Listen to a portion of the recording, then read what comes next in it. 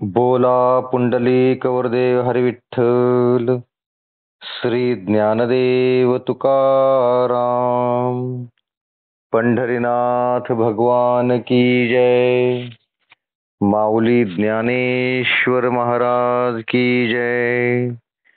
जगद्गुरु तुकाराम महाराज की जय. ज्ञानेश्वरीचा अध्याय 14वा, गुणातीत योग. या अध्यायाचं आपण वाचन आणि निरूपण करत आहोत. 8 भाग झालेले आहेत. 224 ओव्या झालेल्या आहेत आणि श्लोक नंबर 11 ते 15 हे चालू आहे. आज आपण भाग नंबर 9 बघणार आहोत. या भागात आपण सत्वगुण, रजोगुण आणि तमोगुण यांचं फलित काय असतं ते बघणार आहोत. सत्वगुणी माणसाला सत्वगुणात असताना जर त्याचा काल ओढवला म्हणजे त्याचा मृत्यू झाला तर काय होतं हे आपण पाहिलेलं आहे. म्हणजे तो मोक्षास पावतो, ब्रह्मपद पावतो. तसंच आज आपण तमोगुणी माणूस तमोगुणात असताना जर त्याला मृत्यू आला किंवा रजोगुणी मनुष्य रजोगुणात असताना त्याला जर मृत्यू आला तर त्यांचं काय होतं हे आज आपण पाहणार आहोत. तसंच या सगळ्यांचं फल, सत्वगुणाचं फल काय, रजोगुणाचं फल काय, तमोगुणाचं फल काय, म्हणजे हे का वागायचं, असं सत्वगुणाने सत्वयुक्त का वागायचं, तमोगुणी तमानं का वागायचं नाही, वगैरे वगैरेचा सगळा आपण आज भाग बघणार आहोत. पण हे पाहण्याच्या अगोदर पाठीमागं काय झाले आपण थोडक्यात लक्षात घेऊयात, म्हणजे पुढचं आपल्याला समजायला सोपं पडेल. ज्ञानेश्वरीचा अध्याय 14वा, गुणातीत योग. या अध्यायाची सुरुवात करताना ज्ञानेश्वर माऊली निवृत्तीनाथ जे त्यांचे गुरु आहेत त्यांची स्तुती करून या अध्यायाची सुरुवात करतात. गीता सार सांगण्याची त्यांच्याकडून परमिशन घेतात, परवानगी घेतात आणि श्लोक नंबर 1 मध्ये भगवान श्रीकृष्ण अर्जुनास उपदेश करताना सामान्य ज्ञान आणि आत्मज्ञान यातला फरक सांगतात. थोडक्यात तो फरक सांगूयात की सामान्य ज्ञान हे तृणरूपी असतं, म्हणजे तृणासारखं असतं, वाळलेल्या काडीसारखं असतं. तर आत्मज्ञान हे अग्निरूप असतं. म्हणजे हे तृणरूपी जे सामान्य ज्ञान आहे ते अग्निरूपी आत्मज्ञानामध्ये कधी जळून जातं, कधी संपून जातं सांगता येत नाही. एवढं ते श्रेष्ठ असतं आत्मज्ञान. आत्मज्ञानाने मोक्ष मिळतो. आत्मज्ञानाशिवाय मोक्ष शक्य नाही. आणि आपल्या मनाची जी विषयाकडे जाणारी धाव आहे ती मागे हटवून त्याला जागच्या जागी बसवल्यावर सहज विश्रांती प्राप्त होते. ही ताकद आत्मज्ञानामध्ये असते. आणि असे झाल्यावर ते देही असूनही इंद्रियांना अडवणाऱ्या गोष्टीचे आचरण करत नाही. विषयरूपी जे विषयांचं इंद्रिय विषयांचे म्हणजे विषय निग्रह आपोआप होतो. आणि असं झाल्यानंतर, हे आत्मज्ञान झाल्यानंतर आपण भगवंताच्या योग्यतेस पावतो. आता ही योग्यता म्हणजे काय आहे हे भाग नंबर 3 मध्ये श्लोक नंबर 2 मध्ये आपण पाहिलेलं आहे. काय असतं की योग्यता म्हणजे, भगवंताची योग्यता म्हणजे काय, ते ज्यांना आत्मज्ञान झालेले आहे ते भगवंताप्रमाणे नित्य होतात, पूर्णत्वास पावतात, कायम महानंदात असतात, म्हणजे आनंदात असतात.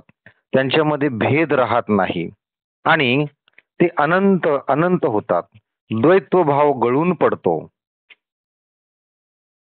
आणि त्यामुळे ते जन्म मरणाच्या सपाट्यातून बाहेर पडतात, त्या सपाट्यात सापडत नाहीत. आता यानंतर भगवंताने सांगितलं की मायेच्या उपाधीनं, म्हणजे मायेच्या बरोबर असल्यामुळं माझ्यापासून म्हणजे भगवंताच्या बीजापासून हे जग कसे उत्पन्न झाले ते भगवंताने सांगितलेलं आहे. तर ही जी माया आहे म्हणजे ही जी प्रकृती आहे यालाच महत्प्रभा सुद्धा महत्ब्रह्मा सुद्धा म्हणतात. तर हिच्या संगामुळे मायेच्या उदरामध्ये जो गर्भ उत्पन्न होतो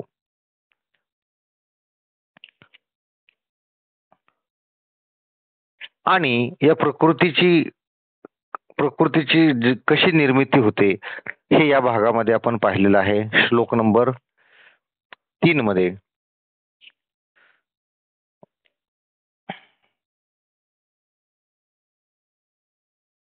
त्यानंतर श्लोक नंबर 4 आणि 5 मध्ये भगवंत हे सांगतात की या जगामध्ये, या सृष्टीमध्ये अनेक प्रकारचे प्राणी पक्षी आहेत. 14 लक्ष योनी आहेत. आता यातले प्राणी पक्षी विविध आकाराचे, विविध रंगाचे, विविध गुणाचे आहेत. तरी सुद्धा ते माझेच, त्याचं पालकत्व, त्यांचा पिता मीच आहे असं सांगितलं आहे. त्यानंतर श्लोक नंबर 5 मध्ये गुण कुठले असतात, गुणांचा उल्लेख आलेला आहे. त्यात सत्वगुण, रजोगुण आणि तमोगुण हे प्रकृतीपासून उत्पन्न झालेले आहेत हे सांगितलेलं आहे. नंतर सत्वगुणाचा जीवास बंध कसा होतो हे श्लोक नंबर 6 मध्ये आपण पाहिलेलं आहे की सत्वगुणाचा जीवास बंध कसा होतो. म्हणजे सत्वगुणी माणूस हा ज्ञानी असतो. ज्ञान आणि सुख या पाशांनी तो बांधलेला असतो आणि मी ज्ञानी आहे असे तो वल्गना करू लागतो. म्हणजे अहंकार त्याचा जागृत होतो आणि माझ्याप्रमाणे या जगात कोणीही नाही अशी घमेंड तो बाळगतो आणि त्यामुळं आत्मज्ञानापासून होणारे सुख तो हातचे दवडतो. म्हणजे त्याच्या हाताला ते सुख लाभत नाही आणि देहाचा अभिमान धरल्यावर बाह्य ज्ञानाने त्याची स्थिती होते. आता याच बरोबर रजोगुण जीवास कसे बंध का घालतो ते आपण श्लोक नंबर 7 मध्ये पाहिलेलं आहे.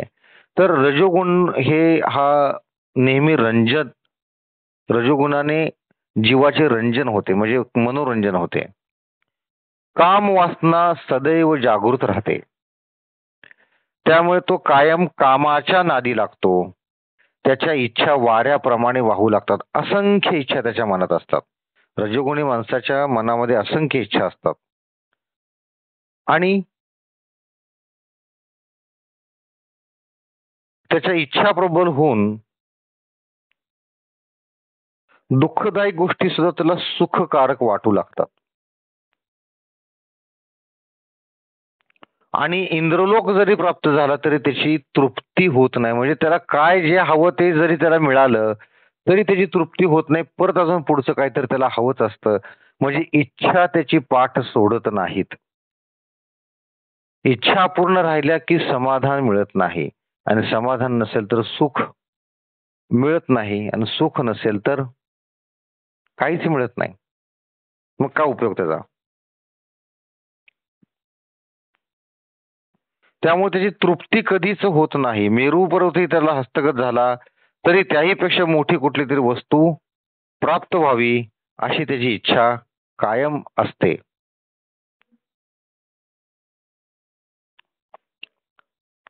अशी जे लोक असतात ते अतिशय कार्यमग्न असतात. ते मोठे मोठे विहिरी, तलाव वगैरे बांधणे, यज्ञ करणे अशी कर्मे करतात.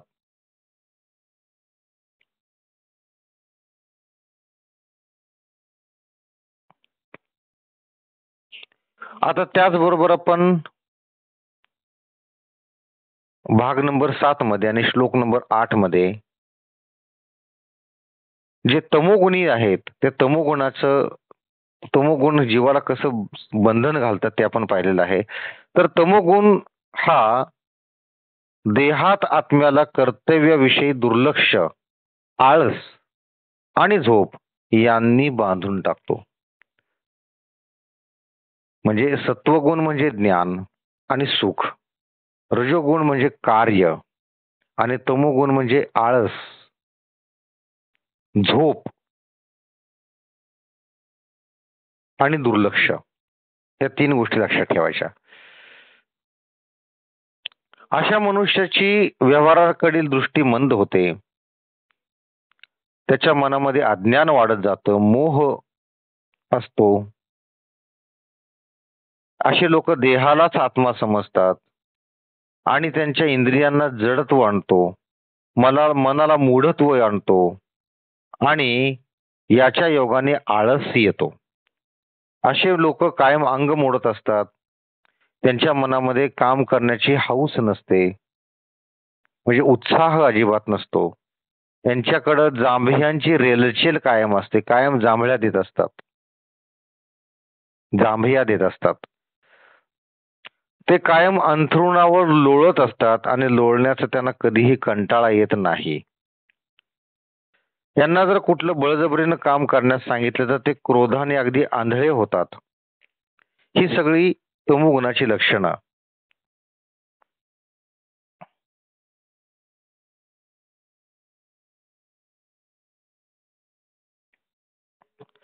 त्यानंतर भाग नंबर 8 म्हणजे म्हणजे म्हणजे कालच्या भागामध्ये आपण सत्वगुण आणि त्याची लक्षणं पाहिलेली आहेत. काय बघूयात आपण, परत ते वाचूयात. अतिशय सुंदर भाग झालता कालचा, ते आपण वाचूयात. की रज व तम या गुणांना जिंकून जेव्हा सत्वगुण या देहात वाढतो तेव्हा जी लक्षणं होतात ती अशी. काय लक्षणं आहेत बघा. वसंत ऋतूमध्ये कमले फुलल्यानंतर त्याचा वास जसा चहूकडे पसरतो त्याप्रमाणे ज्ञान हे अंतर्यामी ओतप्रोत भरून बाहेर निघते. सर्व इंद्रियांमध्ये विवेक अगदी राबत असतो. विवेकी असतात असे लोक. नंतर व खरोखर हातापायांनाही डोळे येतात. याचा अर्थ नीट लक्षात घ्या. हातापायांनाही डोळे येतात म्हणजे इंद्रिय हे दुष्कर्म करतच नाहीत, सत्कर्मच करतात. सत्कर्म कोणते व दुष्कर्म करते हे त्यांना समजते, म्हणजे इंद्रियांना समजते आणि विचार करायची आवश्यकता नसते. राजहंसापुढे दूध व पाणी मिसळून ठेवल्यावर जसा त्याचे चोचीच्या टोकाने त्या दोहांचा निवाडा होतो त्याप्रमाणे इंद्रियच बऱ्या वाईट कर्माची पारख करतात व नियम हा त्यांची सेवा करतो. इंद्रियच चांगलं काय आणि वाईट काय ठरवतात. म्हणजेच कान वाईट ऐकत नाहीत, डोळे वाईट बघत नाहीत, वाणी कधीही वाईट बोलत नाही. म्हणजे बाय डिफॉल्ट अशी सवयच लागून जाते माणसाला. ही सत्कर्माची लक्षणं आहेत. म्हणजे असे लोक वाईट कुठल्या गोष्टी करतच नाहीत, वाईट ऐकत नाहीत, वाईट बोलत नाहीत, वाईट बघत नाहीत. ही सत्कर्माची लक्षणं आहेत. सत्कर्मी पुरुषाची लक्षणं आहेत हे. आणि त्यांच्या वृत्तीमध्ये ज्ञानाचा प्रकाश पडतो. वासना नाहीशा होऊन प्रवृत्ती मार्गाकडे त्यांचे मन जात नाही. त्यांना विषयाचा वीट आलेला असतो. आणि ज्यावेळेस हे लोक देह ठेवतात, म्हणजे ज्यावेळेस त्यांचा मृत्यू होतो त्यावेळेस ते मोक्षास जाऊन प्राप्त होतात, म्हणजे ब्रह्मपद प्राप्त होतं त्यांना. इथपर्यंत आपण काल पाहिलं होतं. आज भाग नंबर 9, ओवी नंबर 225. याची परी देख तमसत्व अधोमुख बसवनी जय आगळीक धरी रज. आता या इथून पुढे आपल्याला रजगुणाच्या संदर्भात माहिती मिळणार आहे. आपुलिया कार्याचा घुमाड गावी देहाचा माधवी तो चिन्हाचा उदयो ऐसा पांजरली वाहुटळी करी वेगळं वेंटाळी तैसी विषयी सरळी इंद्रिया होय पदरादी पडे परिविरुद्ध ऐसे नावडे मग शेळीयेचे नि तोंडे सैध्यचारी हा ठायवरी लोभू करी स्वैरत्वाचा राभू वेंटाळीता लाभू ते उरे आणि आड पडलिया उद्यामा जाती भरतिया प्रवृत्ती धनंजया हातून कढी.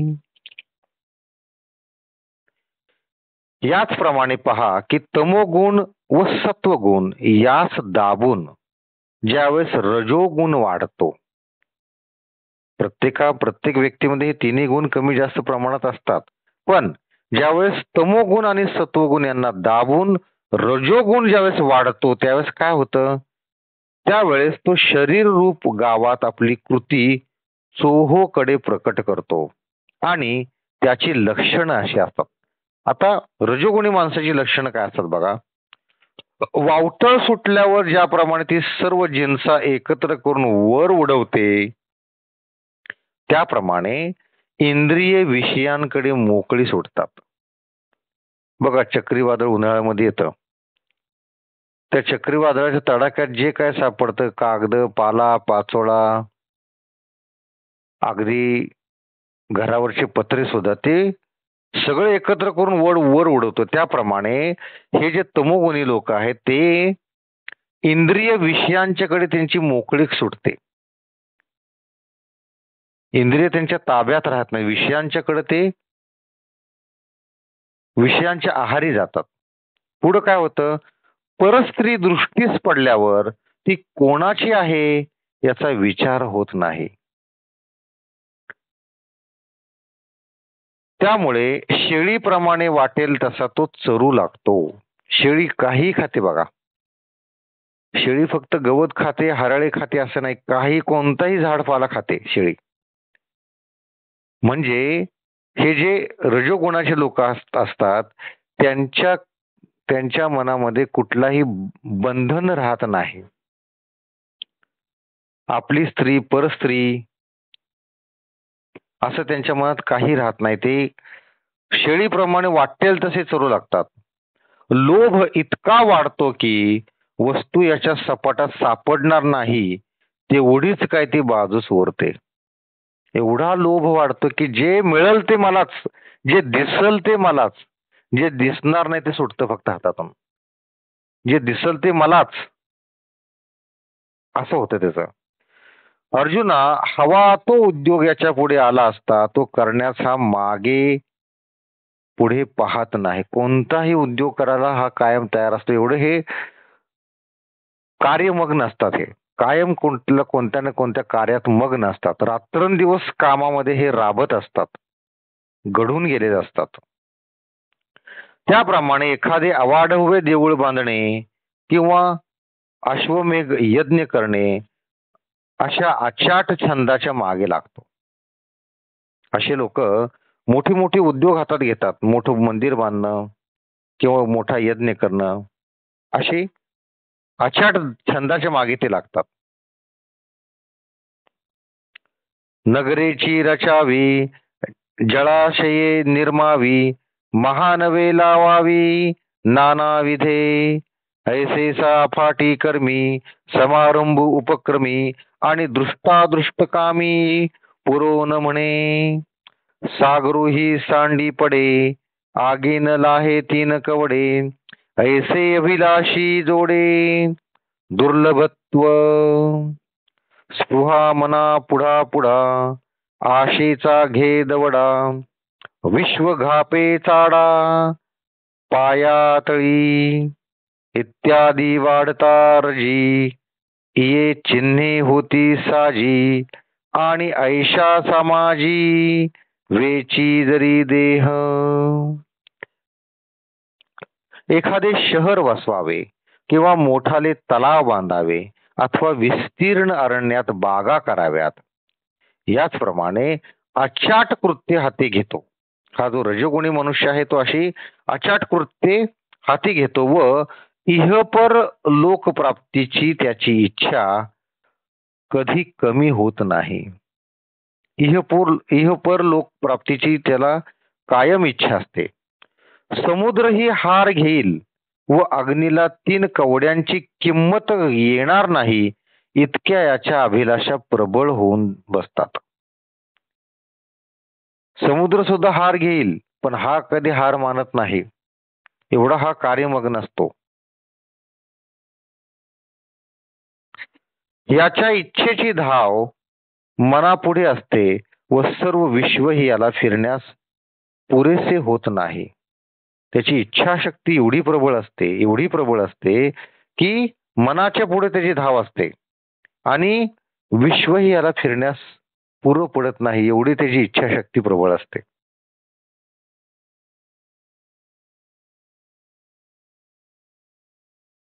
तरी अगवाची ई परिवाराला आणि देही रिगे परी योनीही मानुषीची सुरवाडेसी भिकारी वसोपा राजमंदिरी तरी काय अवधारी रावो होईल बैल तेथे करबाडे हे न चुकेगा पुढे नेई जो का वराडे समर्थाचेनी. त्याच्या इच्छेची धाव मनापुढे असते व सर्व विश्व याला फिरण्यास पुरत नाही.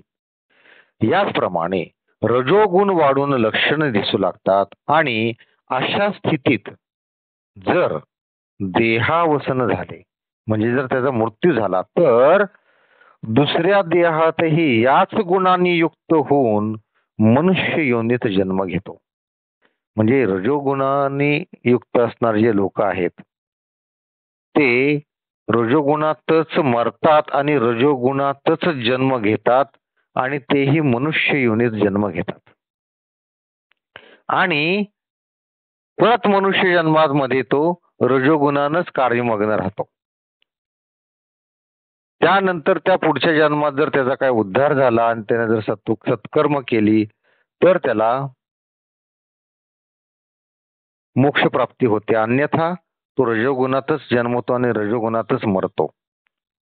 एखादा भिकारी सर्व सुखासह जरी राजवाड्यात बसला तरी तो राजा होऊ शकेल काय? नाही होणार ना, भिकारीच तो. शेवटी जरी श्रीमान गृहस्थाच्या वराडाबरोबर गेला तरी त्याला कडबाच खावा लागतो. बैल जरी श्रीमान वराडाच्या श्रीमंत गृहस्थाच्या वराडाबरोबर गेला तरी त्याला कडबाच खावा लागतो. श्रीमंत माणसाचं लग्न आहे म्हणून त्यानं बैलगाडी घेऊन गेलं, बैल घेऊन गेला. आता श्रीमंत माणसाचं लग्न आहे म्हणून त्याला थोडी पंचपक्वानं खायला मिळणार, त्याला कडबाच खावा लागतो. त्याचप्रमाणे रजोगुणी असणारा मनुष्य परत रजोगुणातच जातो.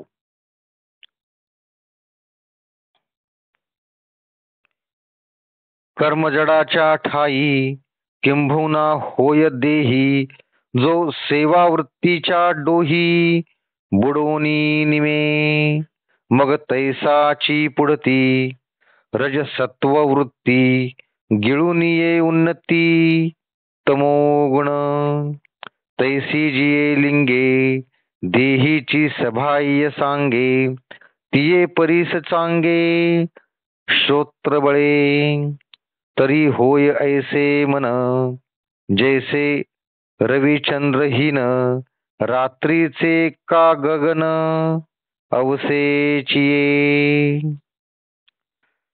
आता रजोगुणाचं काय होतं बघा. आपण पाहिलं सत्वगुणाची लोक ज्ञान प्राप्ती करतात, सुख मिळवतात आणि त्यांना मोक्षाची प्राप्ती होते. ते त्यांचा जन्म झाला, देहावसन झालं की त्यांना मोक्ष प्राप्ती होते.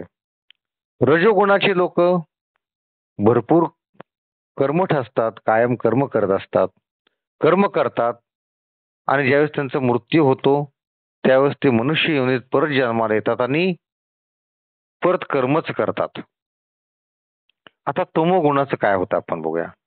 जो रजोवृत्तीच्या डोहात बुडून मरतो तो काम्य कर्म करण्याच्या घराण्यात जन्म घेतो. जो रजोगुणी असतो तो रजोगुणाच्या डोहात बुडून मरतो. तो काम्य कर्म करणाऱ्यांच्या घरातच जन्म घेतो. मनुष्य योनीतच जन्म घेतो पण तो काम्य कर्म करणाऱ्याच्याच म्हणजे सारखं जे काम करणारे जे घराणे असतं अशा घराण्यातच त्याचा जन्म होतो. त्याचप्रमाणे पुढे रज व सत्व गुण यास नाहीसे करून तमोवृत्ती जास्त वाढते. आता तमोगुणाचं काय बघूयात. ज्यावेळेस तमोवृत्ती जास्त वाढते त्या काली देहात व बाह्यतकारी जी चिन्हे दिसतात ती नीट लक्ष देऊन ऐक. भगवान श्रीकृष्ण अर्जुनास सांगतात की ज्यावेळेस रजोगुण आणि सत्वगुण नाहीसे होऊन तमोगुण वाढीसे लागतात त्यावेळेस त्यात काय लक्षणं दिसतात ती सांगतो ते ऐक म्हणतात. आता काय लक्षण आहेत आपण ऐकूया. तर मन हे अज्ञानाने इतके भरून जाते की जणू काही चंद्र व सूर्य हे दोन्ही नसलेल्या अमावस्येच्या रात्रीचे आकाशच. तमोगुणात ज्यावेळेस मनुष्य जातो त्यावेळेस काय होतं की अज्ञान त्याच्या अंगी त्याच्या ठाई एवढं भरतं की अमावस्येची रात्रच जणू की ज्यावेळेस चंद्रही दिसत नाही आणि सूर्य सुद्धा दिसत नाही.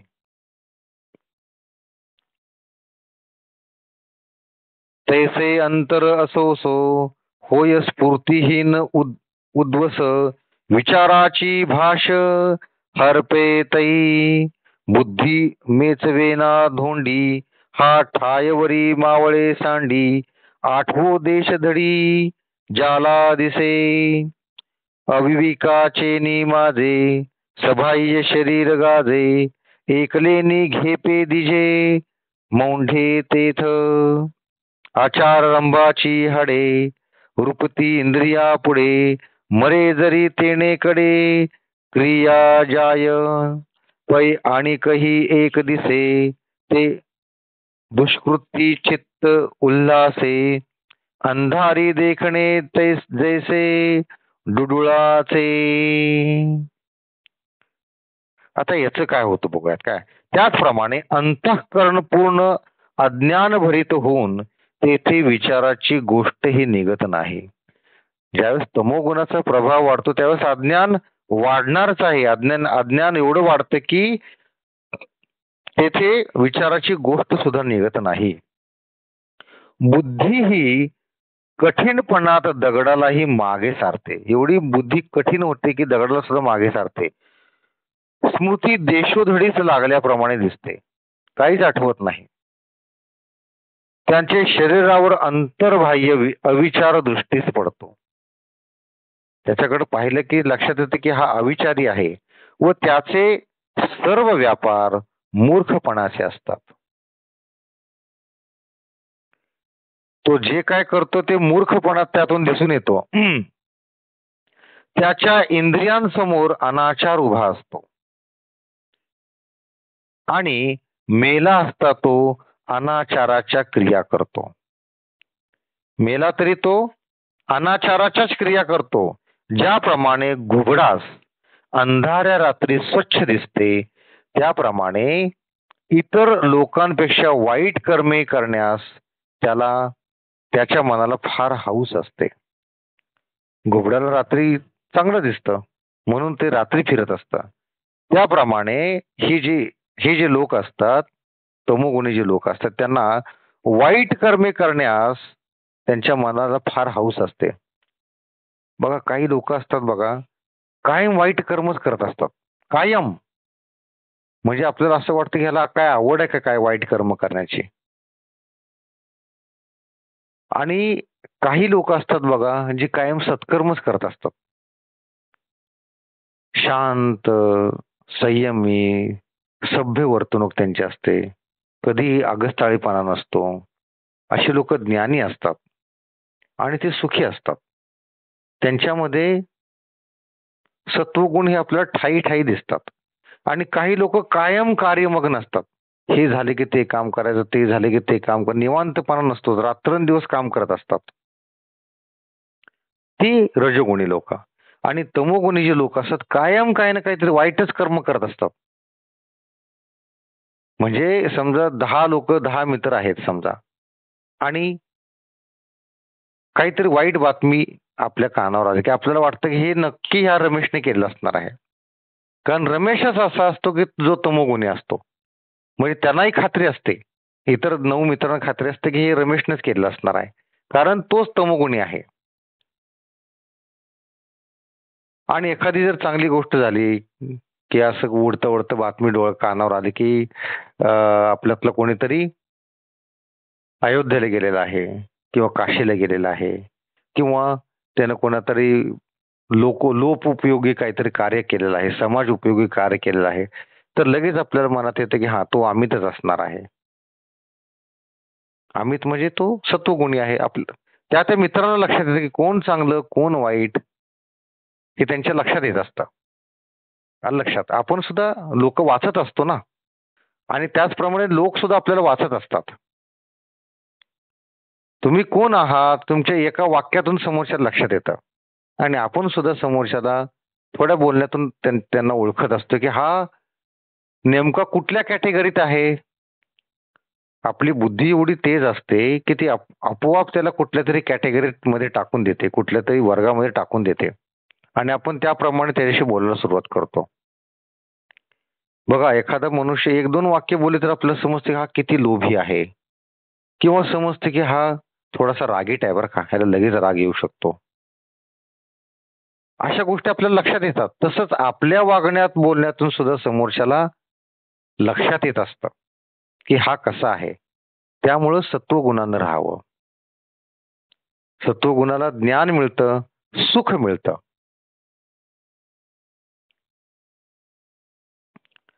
तैसा निषिद्धाचेनी नावे, भलतेही भरे हावे, तिये विषयी धावे, घेती करणे. मदिरा न घेता डुले, सन्निपा तेविण बरळे. निष्प्रेमी भुले, पिसे जैसे, चित्त तरी गेले आहे, परी उन्मानी ते नोहे. ऐसे मल्ला जिते मोहे, मारी माझी रेनी. किंबहुना ऐसेसी, ये चिन्हे तमपोशी. जय वाढे आई तिसी, आपुलिया. आणि हेही होय प्रसंगे, मरणाचे जरी पडे खागे, तरी ते तुलेनी निगे, तमेसी तो. त्याचप्रमाणे निषिद्ध कर्मे करण्याची ह्याला फार हाव असून त्याचे इंद्रियही इंद्रियांची धाव तिकडेच असते. निषिद्ध कर्म, वाईट कर्म, समाजाने जी वाईट कर्म असे ठरवून दिलेले आहेत, ती वाईट कर्मच करण्याची ह्याच्या मनामध्ये कायम धाव असते. म्हणजे चोऱ्या करणार, खोटं बोलणार, कुणाला तरी वाईट बोलणार, बळेच डोंगरावर जाणार आणि तिथून मोठा दगड खाली ढकलून देणार, अशी वाईट कर्मच याच्या डोक्यातच कायम हे. म्हणजे वाईट कर्म करूनच त्याला सुख मिळतं की काय असं वाटावं, एवढी वाईट कर्म, निषिद्ध कर्म असे तमोगुणी लोक करत असतात. हा मद्य न पिताच गुंगतो. याचा अर्थ असा नाही की तो मद्य पित नाही आहे, पण तो कायम गुंगीत असतो. सन्निपाद न होताच बरळू लागतो. सन्निपाद नावाचा रोग असतो की ज्या रोगामध्ये माणूस कायम विनाकारण कोण समोर असू नसू बोलत असतो, बरळत असतो. तर तो रोग न होताच हा बरळू लागतो आणि प्रेमाशिवायच वेड्याप्रमाणे बोलतो. आपण म्हणतो ना, प्रेमात माणूस वेडा होतो, पण अशी लोक प्रेमाशिवाय वेड्याप्रमाणे बोलतो. त्यांचे चित्त तर ताळ्यावर नसतेच, परंतु ती काही समाधी नव्हे. आपण म्हणतो ना, एखाद्याचं चित्त ताळ्यावर नाही म्हणजे त्याला काय समाधी लागली का काय. ते ज्ञानी लोक असतात जे स्वतःहून आपले चित्त फक्त एकाग्र करून समाधी धारण करतात. हे लोक जे असतात, जे तमोगुणी असतात, ते चित्त त्यांच्या ताळ्यावर नसते, परंतु ती काही समाधी नव्हे. याप्रमाणे तो मोहाने उन्मत्त झालेला असतो. त्याच्या मनामध्ये एवढा मोह असतो की तो त्यानं उन्मत्त झालेला असतो.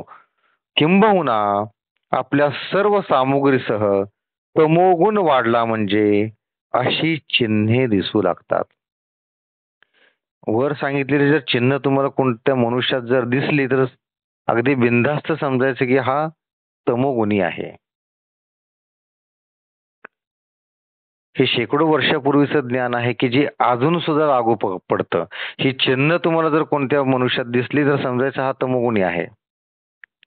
तशीच आज चिन्ह आपण सत्वगुणाची पाहिली, रजोगुणाची पाहिली. आपल्याला लगेच लगेच लक्षात येऊ शकतं की कोण तमोगुणी आहे, कोण सत्वगुणी आहे, कोण रजोगुणी आहे. आणि अशाच वेळी मरण आले तर दुसऱ्या जन्मीही तो तमोगुणातच जन्म घेतो. तमोगुणी मनुष्य तमोगुणात असताना जर त्याला मरण आलं तर पुढच्या जन्मी तो तमोगुणातच जन्म घेतो. हे ठरलेलं आहे. म्हणजे मनुष्य जोपर्यंत सत्वगुणात येत नाही, काय सांगावं, आपणही मागच्या जन्मी तमोगुणात आपला मृत्यू झाला असेल किंवा रजोगुणात मृत्यू झाला असेल, पण आता आपल्याला चान्स मिळालाय ना. आता आता इथून पुढे तरी तुम्ही सत्वगुणाने वागू शकता आणि मोक्ष प्राप्ती करून घेऊ शकता. आणि हाही जन्म जर तुम्ही वाया घालवला तर तुम्ही रजोगुणी असाल तर तुम्ही रजोगुणात परत जन्म घ्यावा लागेल.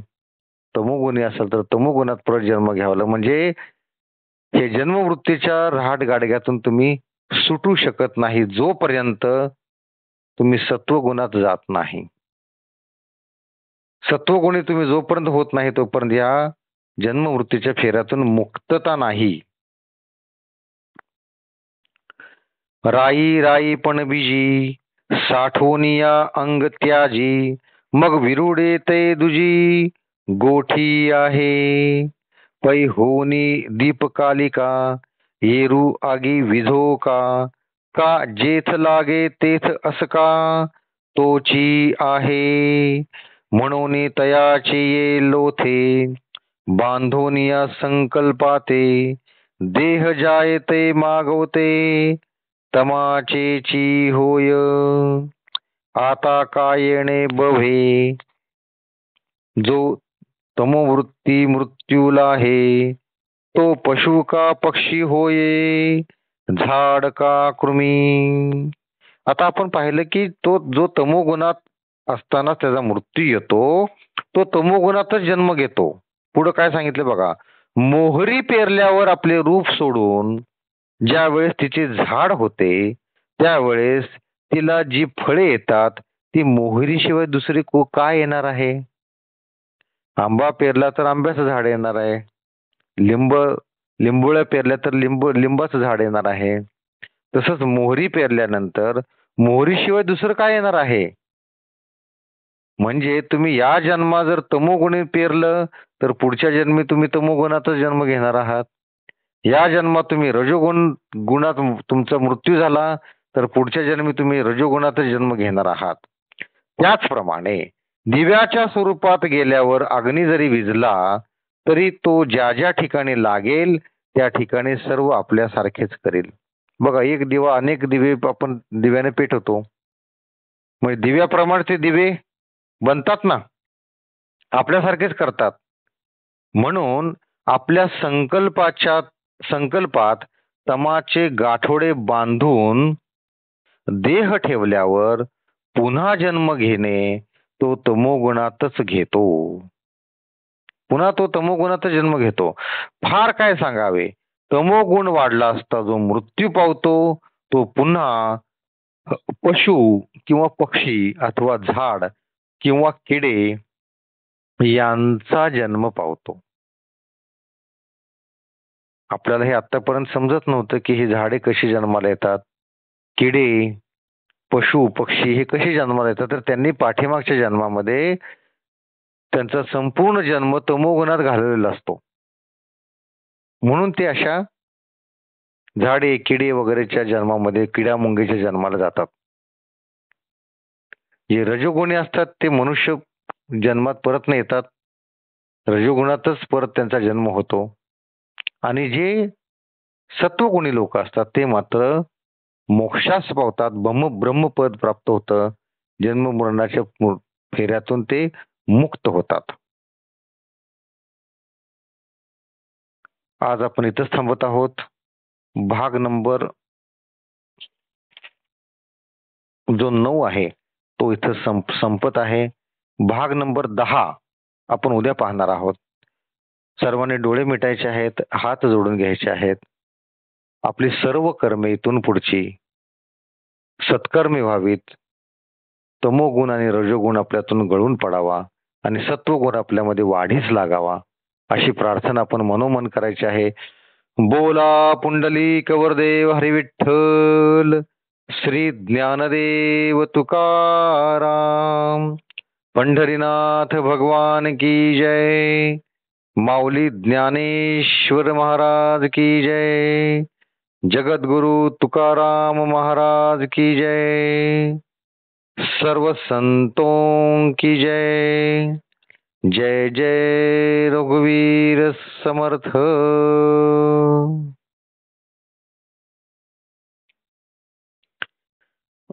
रामकृष्ण हरी.